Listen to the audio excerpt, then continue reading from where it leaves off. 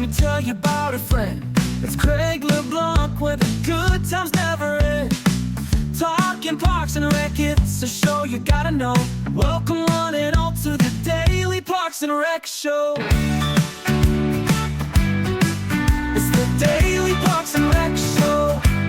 Those experiences definitely help shape you as a professional in this field. It's truly a blessing to have those experiences because it allows you, like I said, to gain knowledge and information that you may not get just by, going about your daily business. Welcome back to the Daily Parks and Rec Show, the Rec Room podcast, with one of the most innovative park systems in the country, Henry County, Georgia.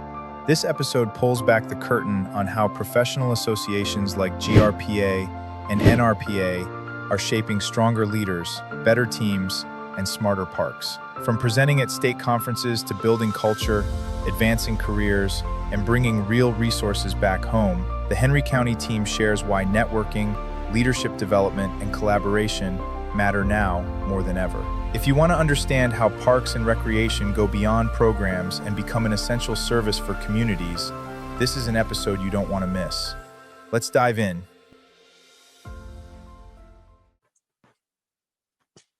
All right, we are live again after some little technical issues, but we're here with the Rec Room, our monthly podcast with Henry County, Georgia, to kind of pull back the curtain and see how a very well-run, actually the best run park system in America, does what they do. And I'm so happy that they're able to help share with the rest of the country how things are done in their part of this world. But Thomas, you want to tell us a little bit, maybe a minute about what today's show is going to be about, and then I'll play a couple of promos. Craig, I am so incredibly pumped up. I don't even have words for it. I'm excited about today. We had the GRPA conference last week. We spoke 14 times, 800 people at the conference. We're so excited. Next week, we're going to be right down the road from you in Louisiana at the LRPA conference. We are so excited. They just figured out how to make the hearts on the stream, and so now everybody's trying to do it. But we are so incredibly excited. Following this conference, to be able to talk about this topic today, we had GRPA last week, Georgia Recreation and Park Association, LRPA next week. That, of course, is Louisiana Recreation and Park Association. These professional associations help us to raise our visibility, to develop our staff, and most importantly, to bring resources back to Henry County that our citizens may have not otherwise had. The connections that we make at these conferences and with these community organizations, with these professional organizations, really help us strengthen the offerings that we have for the people of Henry County. We want other parks and rec agencies to really understand the importance. But I think you have a promo for us to play first, right? Yeah. So I typed in the episode. This is our 350th episode, 54th episode. But we wanted to thank Henry County, Georgia, and all the other people that have come on the Daily Parks and Rec Show to start really creating content for the community of Parks and Rec nationwide that's valuable to the community. So we made a little thank you for everyone getting us past the 300th episode. And then for those vendors that want to help us build the next great media company of America, all for Parks and Rec, we have a promo to see how you can get involved. So I'll play those two, and then we'll come right back and start the show.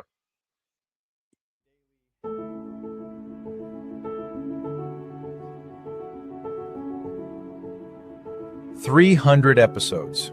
What started as a small idea, a way to share stories from the parks and recreation community, has grown into something truly special. From heartfelt conversations to behind-the-scenes stories that celebrate everyday heroes. Every episode, every message, every listen has been powered by you.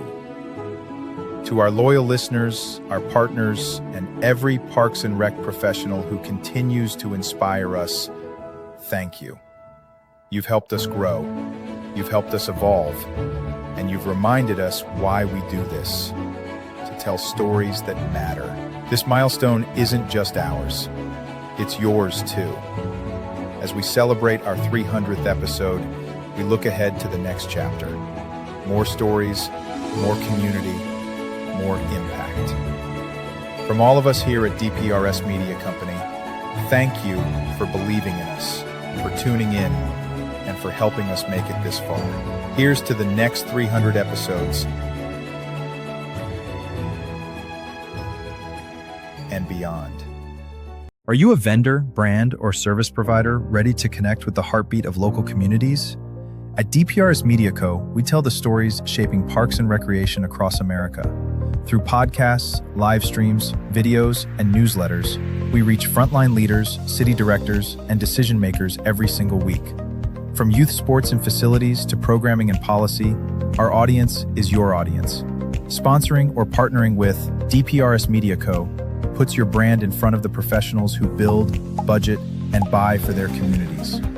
Launching a new product, growing your presence in public spaces, targeting cities, counties, or departments, DPRS is your trusted media partner.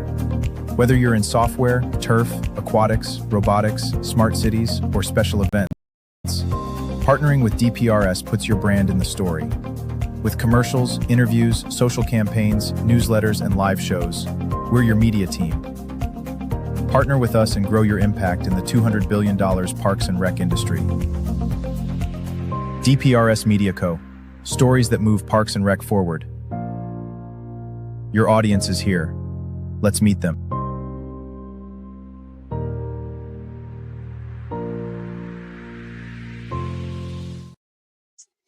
All right, so ready to kick this one off. Thomas? Like I said, I'm fired up. I'm going to go ahead and give everybody a heads up. Today is going to be a high energy day. So prepare yourselves for what's about to happen. I see y'all smiling. I see you're smiling.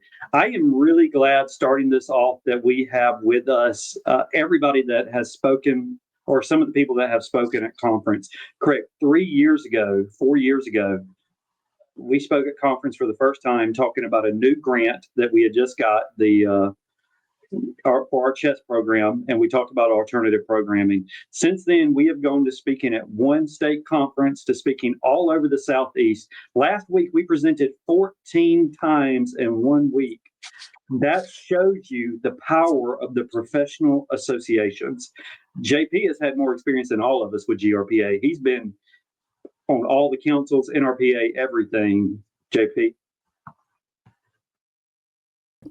Yes. So GRPA and NRPA are great tools for you to learn the business, as well as get real-time feedback of best practices, benchmarks within the industry and what other people are doing, and to help solve problems. A lot of times you go to I say you go to these conferences, GRPA, NRPA, and the things that you take away the most is the interactions, the off sidebar conversations that you have with people, because that's where you get a lot of useful information. Don't get me wrong, the sessions are great. The showrooms are great because you get to meet all these vendors and you get to see neat things and get all these little trinkets and toys and come back with all these ideas of how you can better the operations of what you're doing. But those sidebar conversations with other professionals is what really helps you in your day-to-day when you're, going about your daily business. As Thomas mentioned, I've served on several boards within GRPA, Georgia Recreation and Parks Association, from athletics to programming to membership. I mean, you name it. I've been involved with GRPA for a very long time, since 2007, as well as NRPA. When the NRPA first came to Atlanta, I was on the planning committee that helped bring that to fruition in Atlanta after it was in Minneapolis. So, and those experiences definitely help shape you as a professional in this field. So it's truly a blessing to have those experiences, because it allows you, like I said, to gain knowledge and information that you may not get just by, going about your daily business. JP talks about his experience, and then I'm one of the current Board of Trustees members. Donna's been in it 30-something years. Michelle has won multiple awards. KP's won multiple awards. Brian's won multiple awards. But we have someone that's relatively new with us to GRPA, and he is known. You may have met him last week. I think you did. Shane, wait for us if you will, Shane. Shane is now called a legend. Apparently, everyone knows the man because he will not stop going up to people. I really want to hear, Shane, how it's developed your career and your perspective.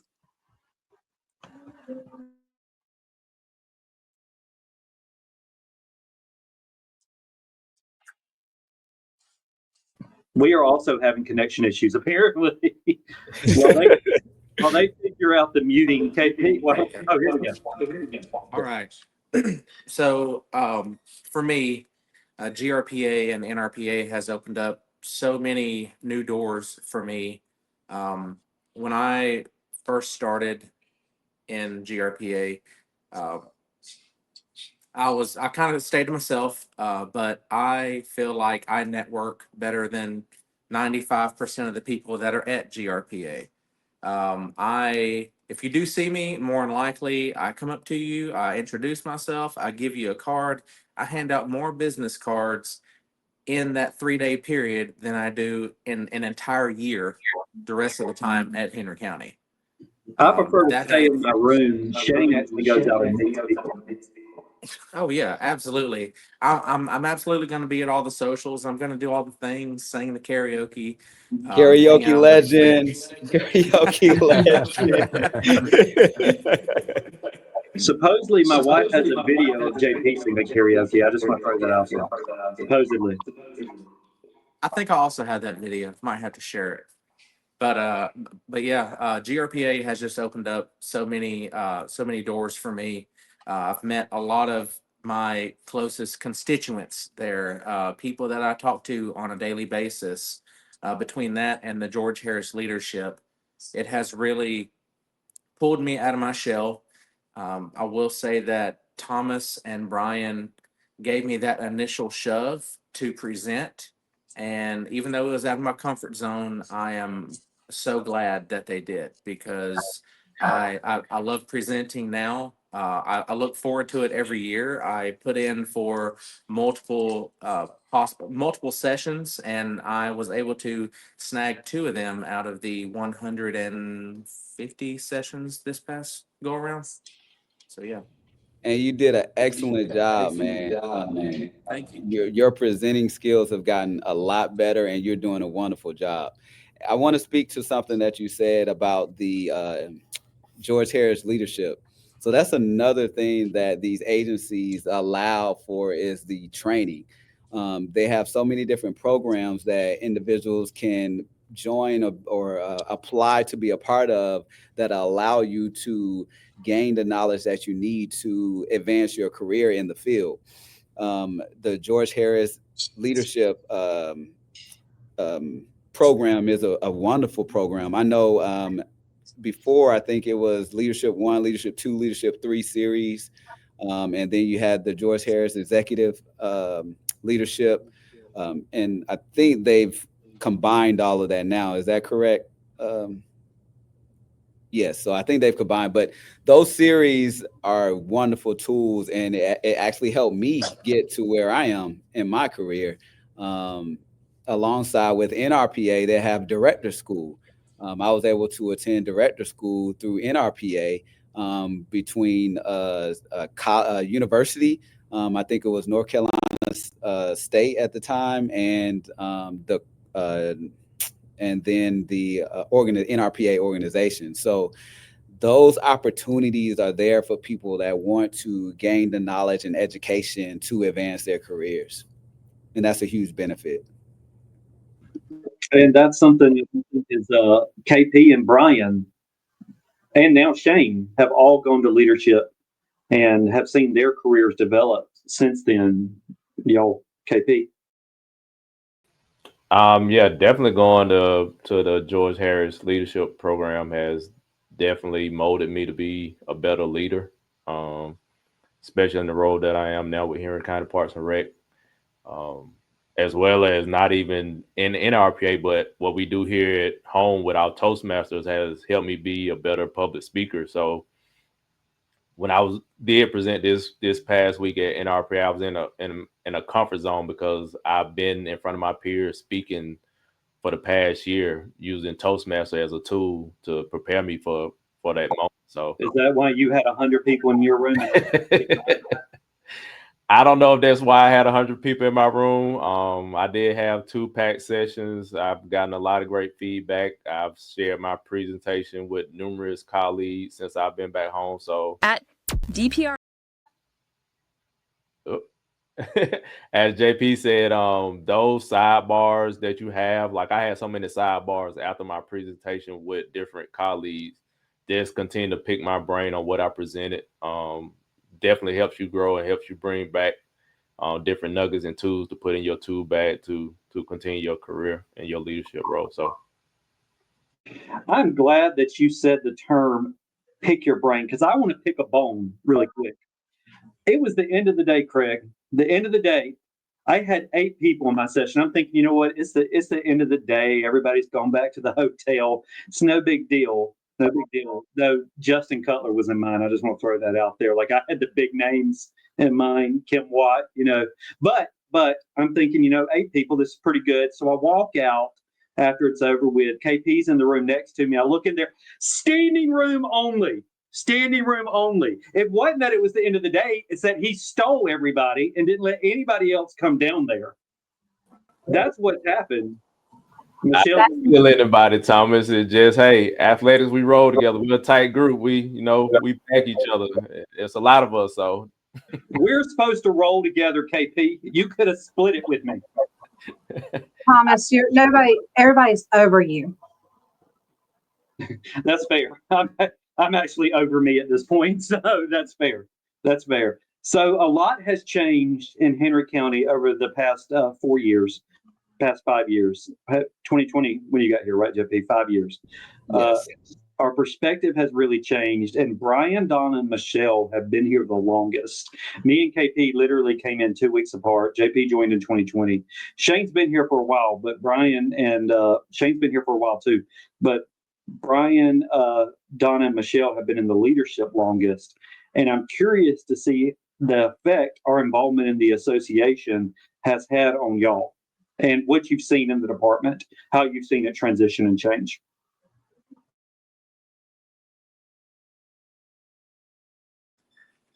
So for me, I was the first one in our department to attend George Harris Leadership for GRPA.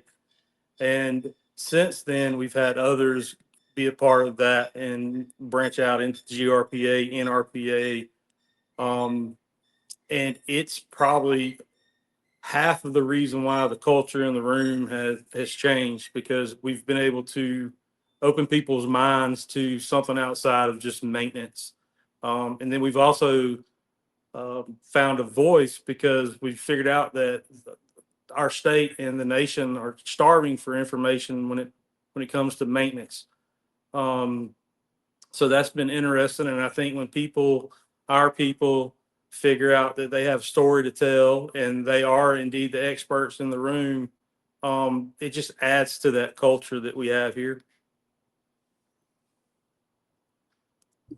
I'll say to that point, a lot of times within these organizations, especially GRPA, park maintenance isn't a focal point.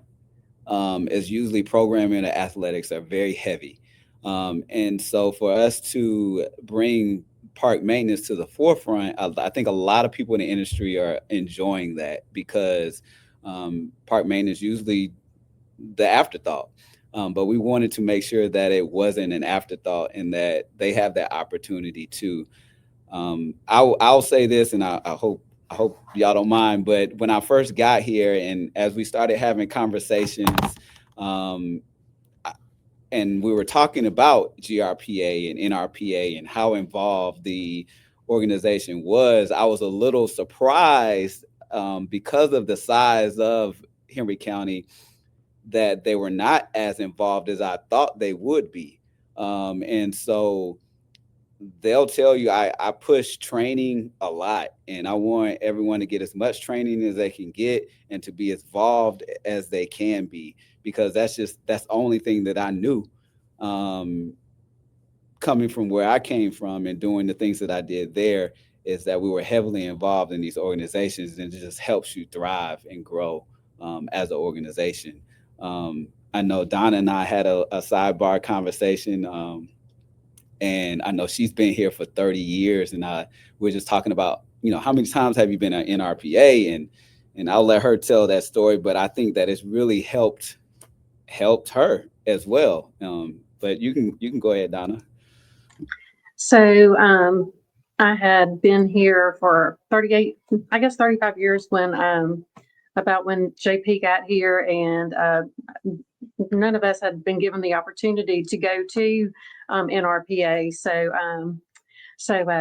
I was very excited when I got in my new role. That was the first thing I asked. I was like, so does this mean I can go to NRPA? And he was like, yeah. I was like, good, I'll book my flight right now. So I was very excited to go, and that was a great opportunity. And it's so much bigger than our state affiliates. So they just had so much more space and so many more programs to go and listen in on. So that was quite an experience, and I've just been hooked ever since.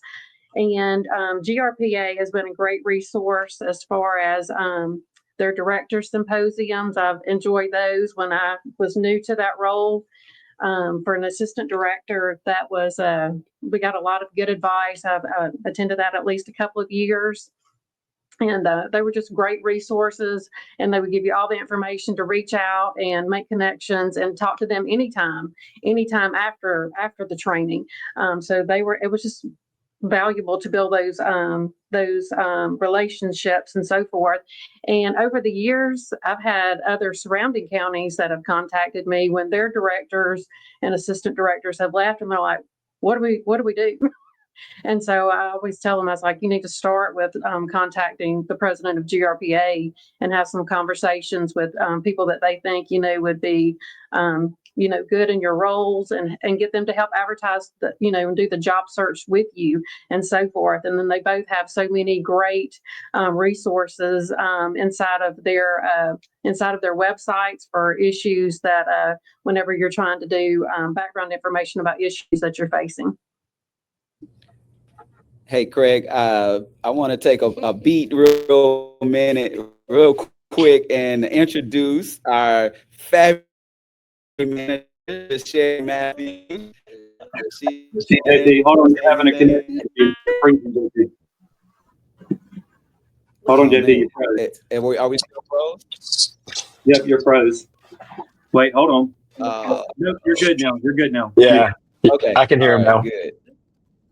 So this is our fabulous county manager, Miss Sherry Matthews. Hello. How are you all? I'm a little bit under the weather, but I literally was popping through. JP told me he was going to be on a podcast, and I honestly had forgotten, and I'm just popping through here, stuff in my mouth.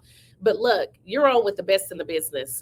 This team makes me look good every single day, and so I am so grateful for them and the growth. Like when I tell you the things that you all are doing and that they've done as a Parks and Recreation department, it is setting the standard. And so I was sitting there listening to Donna, because Donna used to be my very quiet person.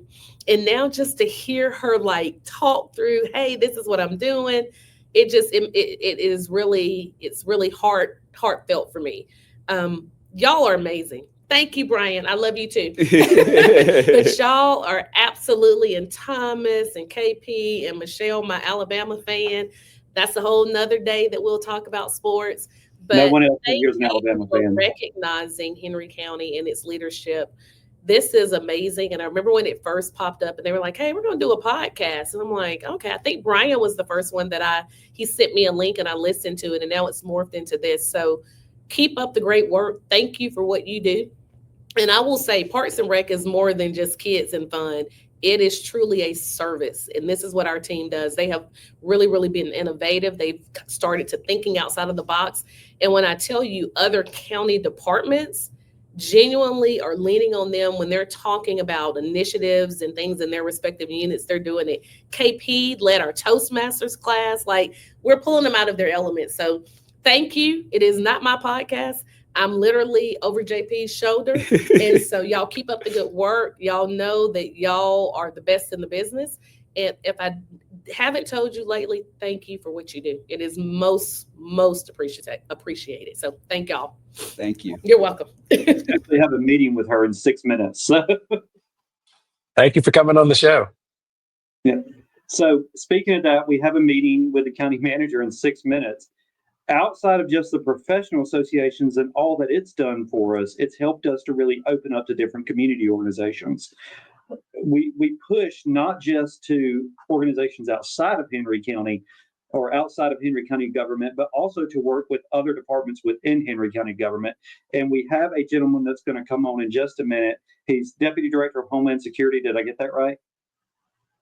Deputy Director of Homeland Security, William Daughtry, who's going to be on in just a second after we jump off. Not yet, but he'll be on in just a second. Is there anything we wanted to say before we exited though? Yeah, I'd like to mention that. My bad. I want to mention that inside GRPA and NRPA are professional certifications that are out there that also help develop people. We didn't touch on that much, but like CPRP, CPRPE, and then Georgia's now developing a state local certification that's brand new. It's those type things that can keep people engaged along the way also. And then on the athletic side of things, GRPA just launched a program where we can have a parent that's looking to be an umpire get certified through GRPA and the Arthur Blank Foundation. So allowing us to use other resources to get umpires, because there is a shortage of umpires and umpire costs are going skyrocketing. So they have created a program for an ordinary parent to come in and get certified to be an official for our youth sports. So I think that's huge for our athletic program. But that's something that GRPA has took an initiative to do. So those are the things I like about GRPA. And that's great because we got so many parents that think they're refs. Hey, if you think they're doing a bad job, come on and get certified. You can come on out here. Craig, we've kind of been talking without you. I'm sorry. No. Well, and actually I wanted to mention something that Brian had talked about, that the maintenance side of Parks and Recreation, like he said, is starving for good content, for just messaging out there. And we actually, thanks to Thomas inspiring us to get our internship program going, we have our first two full-time interns, and one of them has a background in lawn care. And so he's going to help me continue to build the facilities maintenance show. And Brian, I'd love to talk to you about that as far as just creating content and how we can provide value to the facility maintenance side of Parks and Recreation. I appreciate that, Craig, but it would have been great if you could have said thanks, Thomas, when the county manager was there. Just want to throw that out there. If you could have just said thanks to Thomas during that. Yeah, we'll work on it. It's fine. We'll work on it. I pub you all the time. Okay, thank you. I appreciate that. So, anything for you guys, man. Yeah. So Brian, Shane, and Michelle are going to run it after we are going to go with the podcast with Will after we get off. There's one thing I really want to focus on with him whenever you're ready to bring him on the stage. I don't know if you want to do it after the break or whatever. There's one thing I want to focus with Will on, is that we often talk about what we do and how we partner with different agencies, how we partner with different associations, but you rarely hear from other people what goes on. Will, can you hear us? Yep, I can hear you loud and clear. Can you hear me? I can. So, Will, this will be his first time on our podcast. I'm going to mute myself. JP was about to say something. My guy Will, they thought they couldn't find you, man. Here you are right here now. They've been looking for you. Where's Will? I called him in the office and said, "Hey, do you want to be on a podcast?" So he just stopped by to ask a question. He wanted to be on my podcast with us. So anyway, Will is going to be able to give you insight into what other departments looking in at us and seeing what that does. And Brian and Michelle and Shane, they probably work with the other departments more than anybody, except for maybe the exception of KP. Probably work with their divisions, work with other departments most of all. So I am going to drop off then and hand it over to them. Y'all have a great one. Hi, y'all. Yeah, thank you. All right, so we'll take this time to kind of take our halftime promo break. I'm going to play our facilities maintenance show promo, which thank you, Brian, for helping us to produce some of that content. And now that we have an intern that will be full-time working on helping us to produce a daily show, Monday through Thursday, 10:30 a.m. Eastern, all on facilities maintenance, where we can talk about robotics and field maintenance and sprayers and just cover the whole watering can program that y'all have going. So I'll play this promo, and then right after that, our Young Professionals Network, Aiden is our other intern that's really investing in growing the Young Professionals Network, which is a Friday show, and they're moving it now to Thursday evenings because college kids have a little different schedule than we do, so they wanted more of an evening show. So I'll play those two promos, and then we come right back and start our conversation with Will and Brian and Michelle. Behind every thriving park, every safe playground, every event-ready field, there's a team working before sunrise and long after sunset. This is Facility Maintenance, the only show created for and by the unsung heroes of Parks and Recreation. Brought to you by DPRS Media Co., where real work gets real recognition.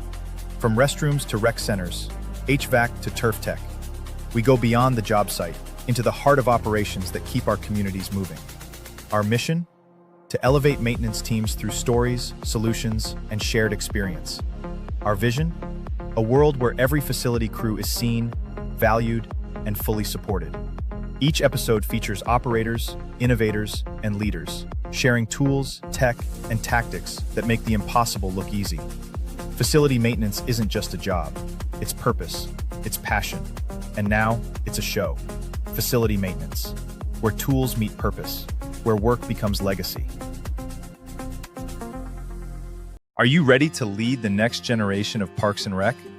Whether you're a student, intern, or rising leader, welcome to the Young Professionals Network by DPRS Media Co. Our mission? To empower early career professionals in parks and recreation through mentorship, visibility, and real-world leadership development. Our vision? A national network of passionate, prepared, and purpose-driven leaders who shape the future of public service. Starting now. Powered by the Daily Parks and Rec Show, YPN gives you access to exclusive interviews, career-building resources, behind-the-scenes content, and live events, all created by and for the next wave of Parks and Rec professionals. Learn from seasoned directors, build your brand, get involved with national conversations that matter. Whether you're in youth sports, facilities, programming, or policy, YPN is your launchpad. Young Professionals Network, your career, your community, your story.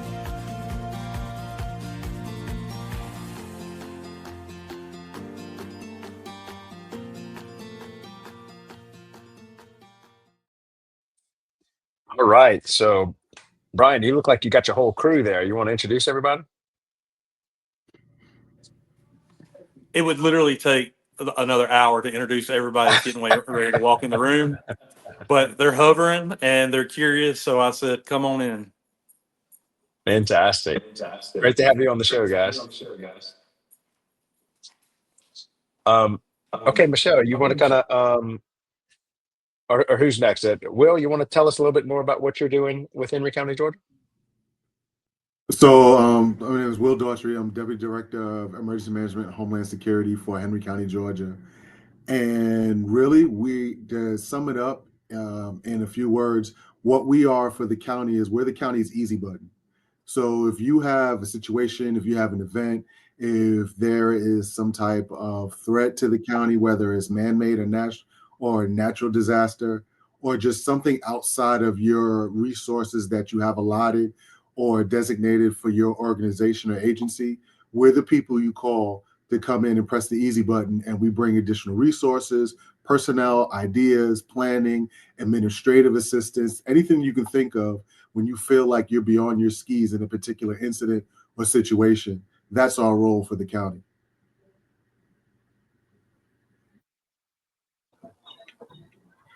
Yeah, I had to check with JP this morning to see if Will was still around. I texted him the other day. He didn't text me back.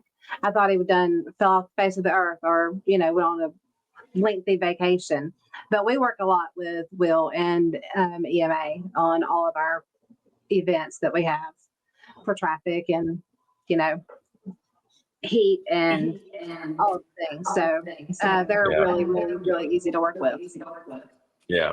Not only that, but if something happens in Henry County, and we have a lot of our rec centers double as shelters, so anytime there's any type of inclement weather to impact games or community members, we work directly with each other on anything concerning that.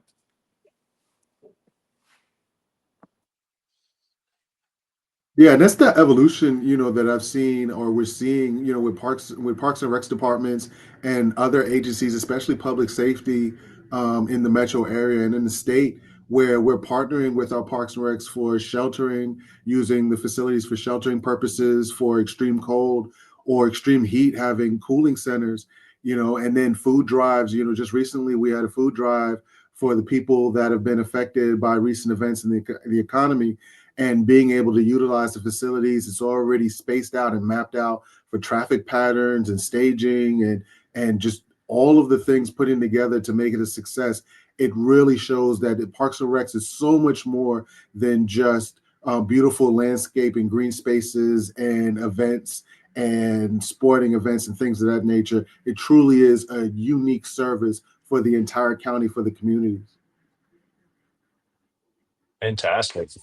So Brian, who do you have there on your team? Is that your whole maintenance team or half the maintenance team or what? I would probably say this is maybe less than half of all of them. Mhm. Our special events team is off on Wednesday, and then we have various people throughout the parks. But this is probably the core group, and then we have a few people that are off just because it's holiday time, and they have been here 10 years, and they accrue so much time that they need to use it before they lose it at the end of the year. Mhm. Fantastic. Great to have y'all on the show, guys. Um, okay, Michelle, how did your talk go? Were you able to give any talks? Yes. I presented 4 times at GRPA last week, Wow. I think. Y'all know I don't like to do that. Hmm. But Thomas just throws stuff out there. But we had a good time. We did one on our breakfast club that we do every day actually here in office, and where we just drink our coffee or juice or whatever and eat breakfast and get our day started and solve problems or issues throughout the world. I feel like we've solved the world's problems. Sorry, Will. But we do solve a few issues every now and again while we're working. So we did a good team building presentation on that. And then I think we did 2 on events and then 1 on budget, which is always so much fun to talk about, Yeah. So, but I did 4 times. I think more than any of our people, which I don't know why. That's not the thing. Right. Will, have you been to GRPA before, NRPA? I have not. This is my first introduction, and it sounds amazing from what I'm hearing so far. Yeah. Yeah, we'll have to get you out there. Well, Brian, Yep. who do you have? Who do you have in the hot seat there? Maybe you can tell us a little bit about what they do. At least highlight one of y'all. Look, Let's see, that's Brian. Toby. So as you know, I'm Shane Massey, Park Superintendent for Parks and Rec. Been here 16 years. It's Kobe Golden. Kobe, tell us a little bit about yourself. How long have you been working here? Oh, yeah. So I started here in 2019. Started working over there at Cotton Fields when they ran the golf course. And then once that place started to slowly fizzled to the aquatic center. I made a move to the Parks and Rec side, and pretty much just stayed in Locust Grove for like the last 3 years. Any of the Warren Holder, Locust Grove Rec, those locations are mine. So He definitely takes very good care of our South Side parks. So Now, have y'all started? Do y'all have a little robot working for this county yet? Pull one of them robots up, guys. Grab one of So them. we actually have a few of them here in Uh-huh. our shop. We're in the process of getting them put all over the county to take care of some high-profile areas that we really don't have, the time or the resources to hit right now. Yeah, we're getting ready to launch a robotics and Parks and Recreation show. So hopefully early next year, we'll have an entire show dedicated to how robots are coming into the Parks and Rec industry. This right here is one of how many, bro? This is one of 3, but there'll be 9 total. Oh, I know that one. That's a good one.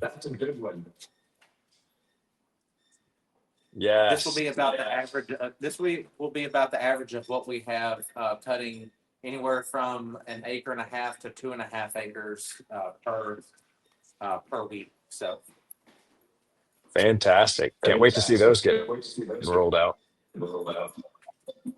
I wish I could pull up really quick video from Kobe's performance this weekend or this morning, not this weekend. We had an employee training and breakfast this morning, and we had a singing event, and Kobe's group won first place today. Yeah. Who else do we have up there, Ryan? So we have another one of our up and coming superstars. Since this guy's worked with Parks and Rec, he has done fantastic things. We see a huge change with him when he is on a crew, not only in the way the parks look, but also in the morale that he's building on these crews. So my name is Robert Green. I've been here a little over 2 years now. I take care of some of the north side parks, and yeah, it's just fun being around the ball fields and all that good stuff. Growing up as an athlete, just have a good time here. Fantastic. Yeah, we're gonna. I can see us already. We're gonna do a more in-depth show just on facilities maintenance, and we'll have to set y'all up with better cameras and mics so that we can really showcase the work that y'all are doing. Maybe get some in the field action shots as well. We actually have we're kind of in between 2 shops right now. And hopefully by the end of the year, our grass cutters will be sent to our new Heritage Park shop. And we have more of a, instead of it being a break room, we have more of a classroom setting there. That's where we will hold our watering can during the summer and our other small programs that we have going on as well. Fantastic. So who do you have with you right now, Shane? So this is Jacob Farah.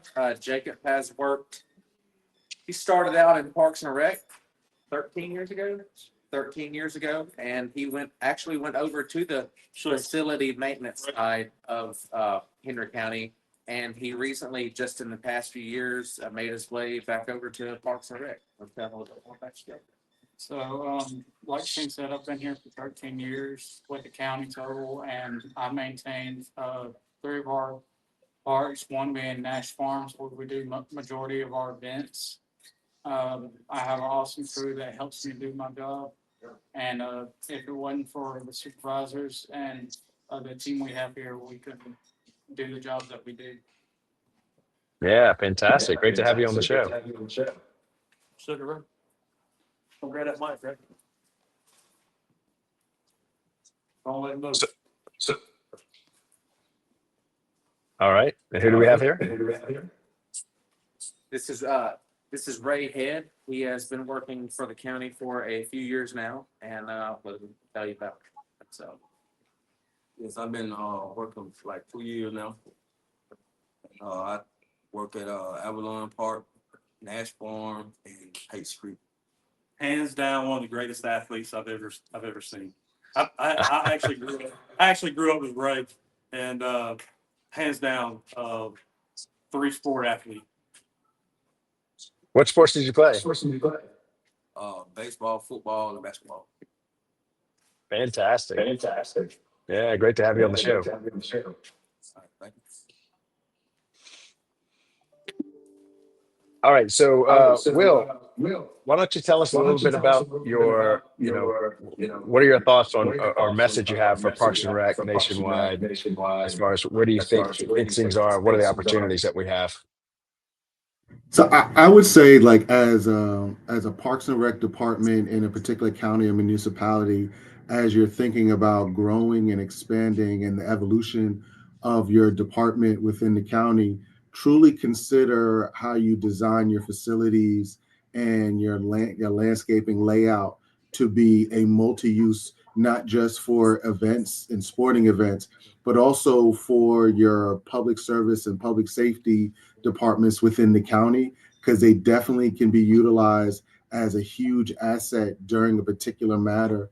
For example, back in 23, when we had the tornado down in Locust Grove Rec Center was our location for a stand-up shelter for the people that were affected and suddenly became unhoused for a number of weeks. And then we transitioned to a giving station where we were able to take in a lot of non-perishable items and donated items and recovery items to really help service the community there. We were able to stand up showers and laundry facility, Wi-Fi facility, hot meals served there, as well as standing up for when our other partners, recovery partners, were able to come in and help provide services to the community, affected community. So as the Parks and Rec departments, as you grow, really take that into account, that you design your facility and your locations to be able to serve multi-purposes beyond just the entertainment factor, because they definitely can be utilized. Yeah, I'm so glad you brought that up. I want to get your take. One of our most famous videos is one that we made about a month ago for the industry on why Parks and Rec is absolutely an essential service. And I'd like you to speak on how, like you said, Parks and Rec doubles during a crisis event as a place, like it's somewhat of a headquarters to get the community through that crisis. So I'm going to play this little 2-minute video. I want to get your take on it, and then I'd like you to speak on that as well. Sure. Every career is a choice, but few careers let you touch lives. Oh, hold on, that was the wrong video. Let me grab the correct one real quick. Let's see. When we talk about essential services, what comes to mind? Police, firefighters, healthcare. But there's another essential service, often overlooked, yet always present. Parks and recreation. Parks and Rec is health. It's the walking trail that lowers blood pressure, the recreation center where seniors fight isolation, the swim lessons that prevent tragedy before it happens. This isn't a luxury, it's a lifeline. Parks and Rec is safety, a playground instead of a street corner, a basketball court instead of trouble, a summer camp where every child belongs. It's not just about activity, it's about protection, prevention, and possibility. Parks and Rec is community, the festival that brings neighbors together, the cultural event that teaches respect and diversity, the open space where a city breathes. It builds bridges where division once stood. It gives people a reason to gather, to connect, to care. And Parks and Rec is economics. It strengthens property values. It drives tourism through events and trails. It saves on healthcare costs. Every dollar invested multiplies, feeding back into schools, into safety, into growth. Essential service is not just about survival, it's about thriving. And Parks and Recreation is where thriving begins. In wellness, in equity, in culture, and in joy. Parks and Rec isn't extra, it's essential. For our health, for our safety, for our communities, for our future. A message from the Parks and Recreation community.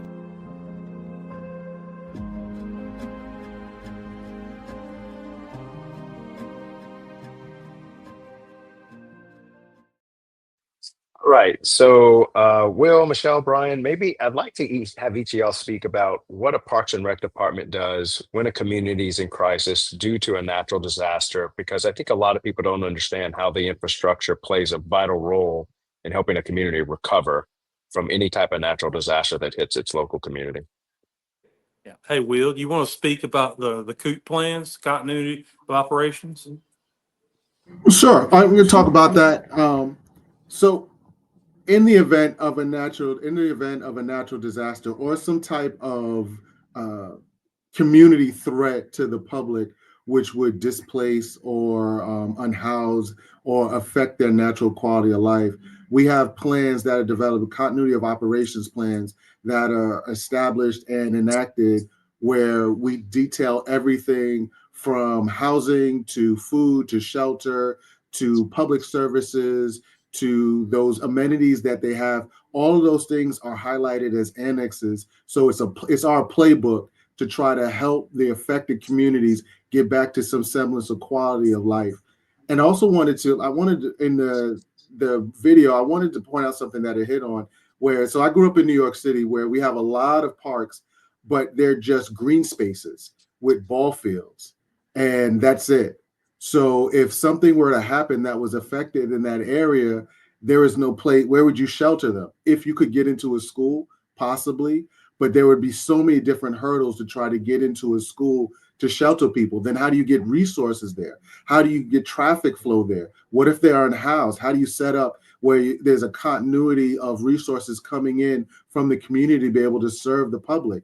Where here, and I'll use Locust Grove Rec Center, for example, that area is already situated where it has showers. So it has hot running water. So people can come in and they can cleanse themselves. It has a safe space there with locked doors. So they feel safe if they have to stay there for multiple nights on end. It has a parking space where we can set up auxiliary services, like we set up showers and bathrooms and laundry and hotspots and mobile cell towers to be able to provide those services so they can continue on with some semblance of quality of life while we're going through the recovery phase. We set up food there that has a kitchen there, so we're able to service hot meals. So to really try to take their mind off of how affected they are, so they can focus on trying to figure out how to get back to some semblance of normalcy. So we take that strain off of them, and that's where the evolution of Parks and Recs is going here, and that's where they should go in the future, because it really does service the community, not just on blue sky days, but on those days where we have your hurricanes or your tornadoes or your ice storms or some other unknown threat that just happened upon them, where we can help and say, hey, the community is here, the government is here to help you get back to quality of life and help you get the services that you need so we can get you there. And for us, being a part of that plan, um, there are individuals inside the plan that are phone numbers, emails, and everything are inside that plan. They all hold different roles depending on what's going on. Our role in that would be just staying ready. We know that, something that can be planned like inclement weather. We know that we're going to have generators on deck. We're going to have chainsaws on deck. We're going to have, all the things that we can do to get to a rec center and make sure that it can get open safely, because there may be trees down from, here to the north side or here to the south side where people are needing these facilities. And it's our jobs, along with other departments, to come in, remove hazard areas, down trees, provide generators, whether that be to warming stations or food drives or whatever the case may be. That's kind of our role as boots on the ground. Mm-hmm. And Brian, maybe you and Will can speak on this, but how when we also think of first responders, we think of police and fire, but they really don't have the facilities and they don't have near the manpower that a Parks and Rec department has as another layer of first responders that can help show up for a community to disperse all the different stuff that people can bring in. Can y'all speak on that a little bit?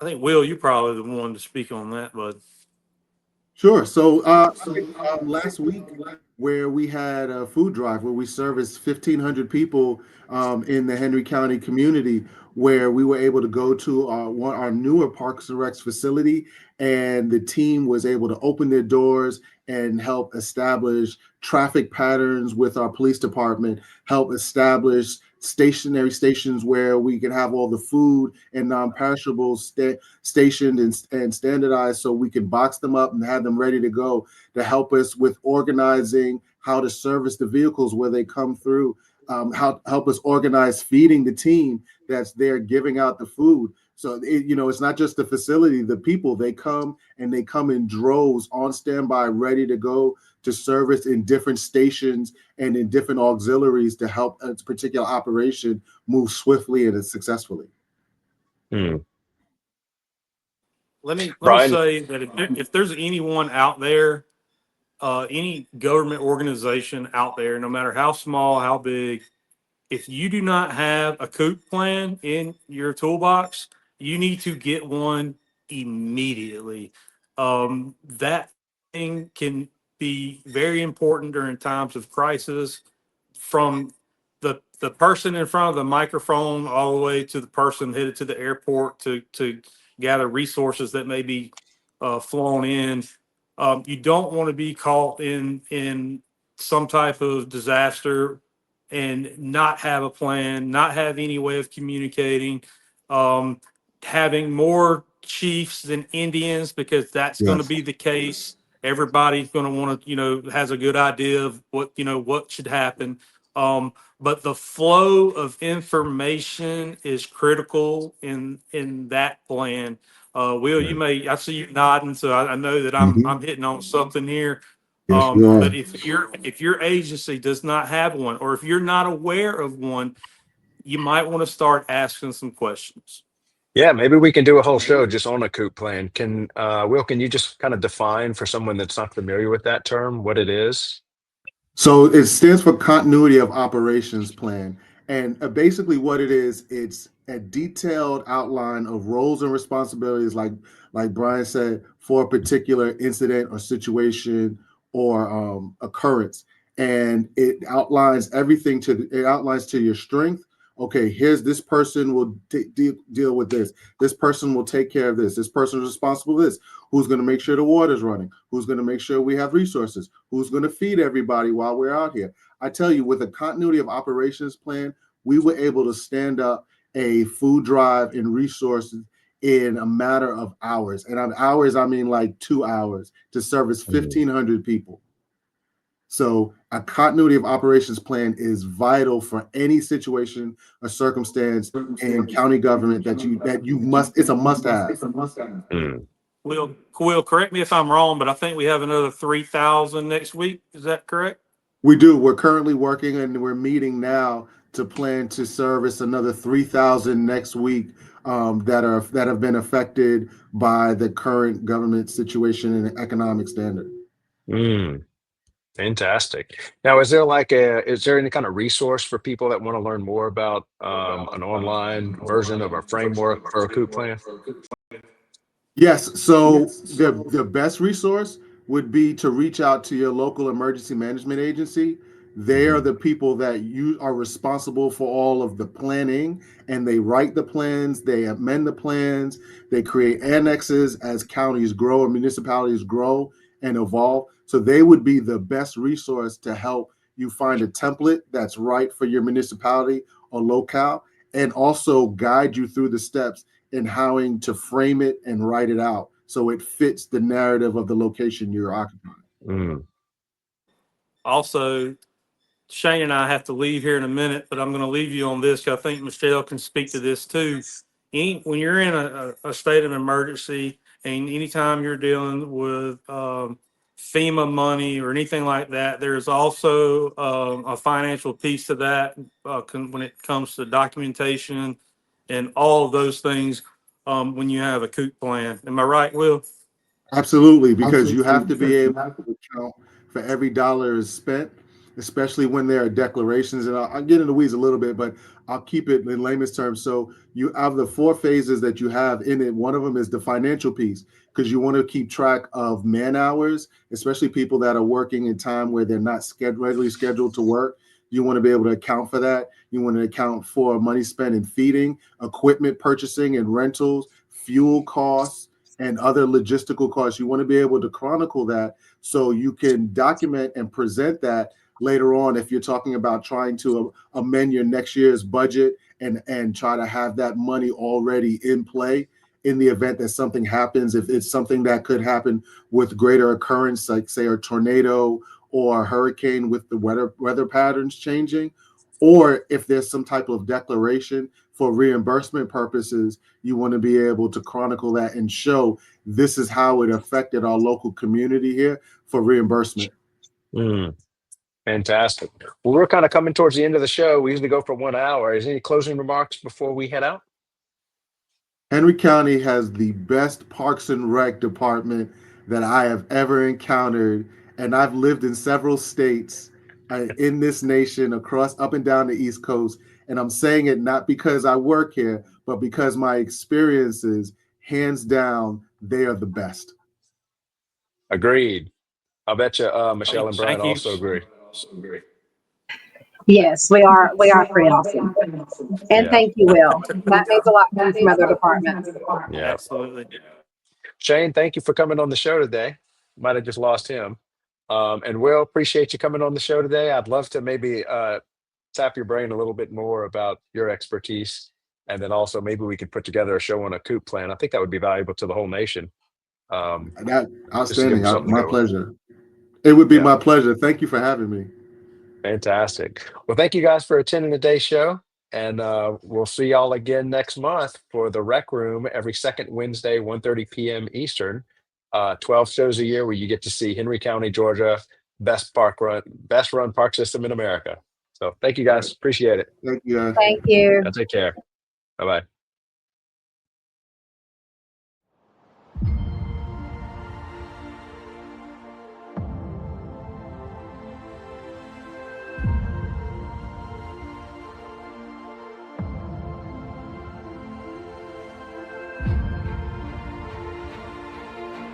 When you invest in our high-performance LED sports arena lights, you're not just upgrading your facilities, you're helping us illuminate the untold stories of parks and recreation communities. Every purchase directly supports the Daily Parks and Rec Show, a media platform on a mission to celebrate the heart and soul of our local parks and programs. From after-school activities to summer leagues, these spaces shape lives, and their stories deserve to be told. Why your support matters. Capturing community impact. Your contribution helps us assemble a talented team of digital artists, storytellers, and filmmakers to create compelling videos, articles, and short films that spotlight how Parks and Rec programs change lives. Sharing untold stories. From a child's first home run to lifelong friendships forged on the court, we'll document these priceless moments and share them with the world. Inspiring the next generation. By highlighting the joy, inclusivity, and opportunities found in our parks, we foster a deeper appreciation for these vital community spaces. Light up arenas, brighten futures. Your choice to install LED sports arena lights isn't just a smart investment in energy efficiency and performance, it's an investment in stories that deserve to be told. Be part of the story. Take action today. Purchase LED sports arena lights and help us shine a spotlight on the heartwarming stories that define our parks and communities. Contact us now to learn more about our products and how your support fuels the Daily Parks and Rec Show. Together, we'll shine a light on the moments that matter most.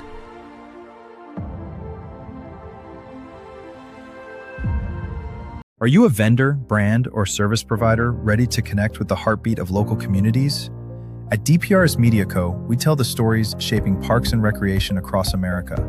Through podcasts, live streams, videos, and newsletters, we reach frontline leaders, city directors, and decision makers every single week. From youth sports and facilities to programming and policy, our audience is your audience. Sponsoring or partnering with DPRS Media Co. puts your brand in front of the professionals who build, budget, and buy for their communities. Launching a new product? Growing your presence in public spaces? Targeting cities, counties, or departments? DPRS is your trusted media partner. Whether you're in software, turf, aquatics, robotics, smart cities, or special events, partnering with DPRS puts your brand in the story. With commercials, interviews, social campaigns, newsletters, and live shows, we're your media team. Partner with us and grow your impact in the $200 billion Parks and Rec industry. DPRS Media Co. Stories that move Parks and Rec forward. Your audience is here. Let's meet them.